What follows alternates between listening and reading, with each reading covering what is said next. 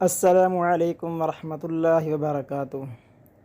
हज़रत अबू हुरैरा रज़ियल्लाहु अन्हु नबी करीम सल्लल्लाहु अलैहि वसल्लम का इरशाद नकल करते हैं कि जो शख्स जुमा के दिन असर की नमाज के बाद अपनी जगह से उठने से पहले 80 मरतबा ये दरूद शरीफ पढ़े, उसके 80 साल के गुनाह माफ़ होंगे और 80 साल की इबादत का सवाब उसके लिए लिखा जाएगा।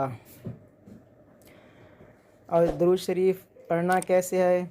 अल्लाहुम्मा सल्लि अला मुहम्मदिन नबिय्यिल उम्मिय्यि व अला आलिहि वसल्लिम तस्लीमा।